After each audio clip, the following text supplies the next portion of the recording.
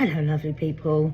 I was going to do a proper video today about Arabella Churchill. I'm going to put that name in people's heads for a minute, and I'm sorry I look like this today, but I'm absolutely exhausted. We're only like 2 or 3 days into the Easter holidays and I'm already running around in circles trying to clean everything up, and there's glue everywhere and ice cream, but yes, it's the most important thing, isn't it? And I've got stains all down me from cleaning mysterious things, from the bathroom to the clearing out summer clothes, and yeah. But Arabella Churchill I was going to do a video about today, and I haven't got the headspace for it today, because being a mum can be the most important thing and it needs to come first. But Arabella Churchill, you look up Winston Churchill's grandchildren and it won't come up on, but if you look up Arabella, see how she helped start and fund Glastonbury Festival. And she is Winston Churchill's granddaughter, and she, I think it was from 1977, she fully submersed herself into making the circus fields. And if many regular goers might know that there's the bit in the circus area called the Bella's Field and Bella's Bridge, and that's actually named after Arabella, which I didn't really realise today. I think until today. You see, I'm just not with it at all at the moment. Like, sometimes my energy is really calm, but I'm quite manic. Well, apparently I'm still going to do a video, so yeah. But yeah, Arabella Churchill and Andrew Kerr, his name is, and Michael Eavis were the first 3 people that fully got the festival going. And they definitely, Andrew Kerr dosed, is it? I can't even think of the word at the moment, you know, with the sticks, dosing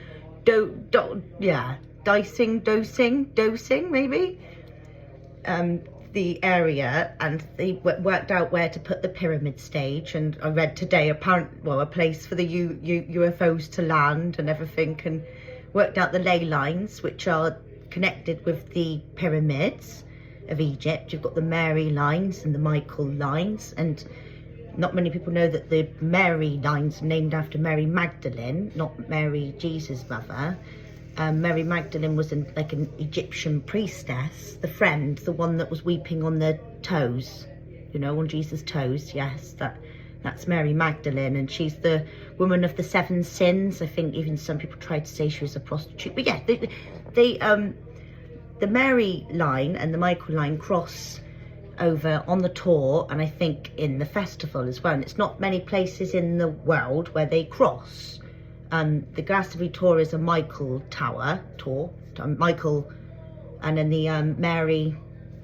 Yeah, so that's where you get St Mary's churches and St Michael's churches, depending on whether they're on a Michael or Mary ley line. But yes, so the pyramid stage was perfectly put in as a replica of the Pyramid of Giza.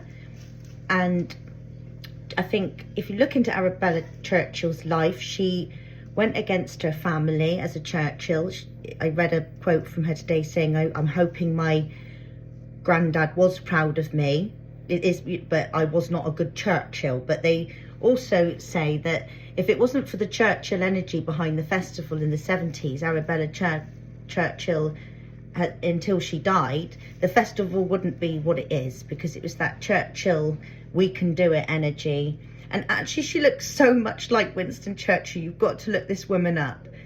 She doesn't come up easily, and then you realise that she is just the founder and the maker of the festival. Because I don't think Michael Eavis, as a Christian, would have, maybe it wasn't just a load of hippies that turned up. She helped fund it. Obviously, she would have had a lot of money, and she took it seriously. And I couldn't find what I read today, but I read years ago that she was very into Egyptian mysticness, and just felt that there needed to be a pyramid stage and a festival here, you know, much more involvement than maybe they're making out with the science and mathematics of why they wanted it there. And Andrew Kerr, spelled Kerr, he was a major figure for and they're just lovely people. You just don't realise that it was Michael Eavis, born Christian farmer man, and still is now. You can go and walk around the festival grounds when it's not on, and he literally is just a milking farmer So it's just crazy, really. And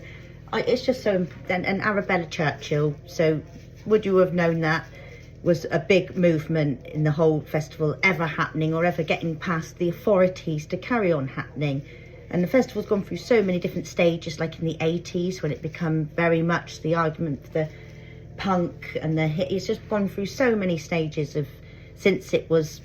And also the first Glastonbury festival was hosted the day after Jimi Hendrix died, so that was unusual to hear as well. That it's a shame that they never had Jimi Hendrix there then. He died in 1971. So yeah, you learn things every day, even when you do look like a state and you're cleaning. And I'm sorry to give you a manic video, and I was gonna try and be more professional on YouTube, but I'm just a little person, really, you know, and we all go through different emotions, and at the moment I'm just a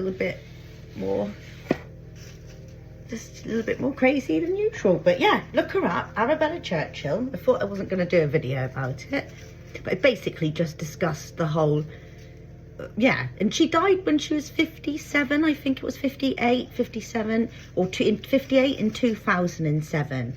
And I think she lived in Glastonbury, or was buried. Her and Andrew Kerr. Andrew Kerr died in 2014. They're both buried, or like they're called the Law of Glastonbury. You look it up yourselves. It's just interesting that you think that the festival was made by a load of hillbillies, and actually it was funded by the Churchill family, a rebel of the Churchill family, and a great woman to use her power to change, you know. So yeah, so there you go. There's an interesting fact for you for tea time. Cheers and bye. Much love.